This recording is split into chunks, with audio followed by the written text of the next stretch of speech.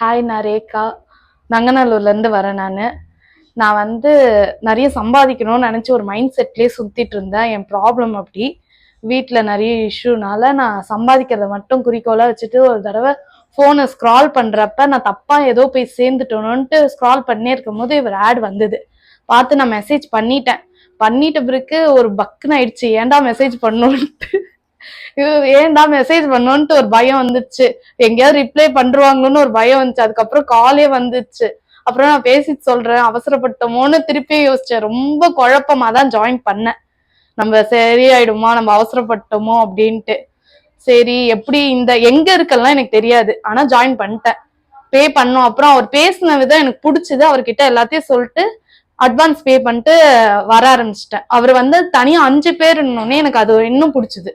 சரி, கும்பலோட கோவிந்தாவா இல்லாம 5 பேர்னா கொஞ்சம் நல்லா கத்துக்கலான்ற மைண்ட் செட்டோட தான் நான் வந்தேன். ஆல்ரெடி எனக்கு பாதி தெரியும், ஆனா எப்படி என்ன ப்ராடக்ட் யூஸ் பண்றது, எப்படி பஃப் பண்றதுலாம் கொஞ்சம் தெரியாம இருந்தது. இவர்கிட்ட வந்தோடனே எனக்கு இன்னும் நல்லா கத்துக்கிட்ட மாதிரி இருக்கு. ஏன் எல்லாரையும் நல்லா கவனிச்சாரு. தப்போ சரியோ அதை சொன்னாரு. எல்லார்கிட்டயும் கொஞ்சம் ஸ்ட்ரிக்டா இருந்த மாதிரி இருந்துச்சு. ஐயோ ஸ்ட்ரிக்டா இருக்காரோன்னு நினைச்சேன்.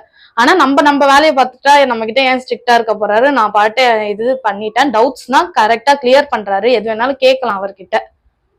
நீங்க இன்னும் மேக்கப் கிளாஸ் எடுத்தீங்கன்னா நல்லா இருக்கும்னு நினைக்கிறேன். கண்டிப்பா நாங்க 5 பேரும் ஜாயின் பண்றோம். 6 பேர். கிளாஸ் நல்லா இருந்தது சார். நான் ஃபர்ஸ்ட் பயந்துட்டே தான் வந்தேன். எப்படி இருக்குமோ ஏது இருக்குமோ. ஃபர்ஸ்ட் டேவே நான் லேட்டு. நான் ஒரு குழந்தைய வச்சுட்டு வரணும், விட்டுட்டு அவ்வளவு தூரம் நான் 1.5 hours ஆயிடுது. எனக்கு 2 வீலர்ல தான் எடுத்துட்டு வரேன். அதனால லேட் ஆயிடுது. பயந்துகிட்டே தான் வருவேன், லேட் ஆயிடுச்சோன்ட்டு. ஆனா இவர்கிட்ட நான் ஃப்ரண்ட் ஹேர் ஸ்டைலு, ஸ்டஃபிங் இதெல்லாம் கொஞ்சம் ஈஸியா கத்துக்கிட்ட மாதிரி இருந்தது. நான் பண்ணப்ப அது வரல. என்ன ப்ராடக்ட் யூஸ் பண்ணணும், ஹை டு லோ எல்லாமே அவர் சொல்லி கொடுத்தாரு. இப்போ ஒரு கான்ஃபிடென்ட் வந்துருச்சு, நான் நல்லா பண்ணுவேன்ட்டு. இன்னும் நல்லா பண்ணி அவருக்கு போட்டோஸ் அனுப்பணும்னு நினைக்கிறேன். அவர் பேரை காப்பாற்றணும்னு நினைக்கிறேன்.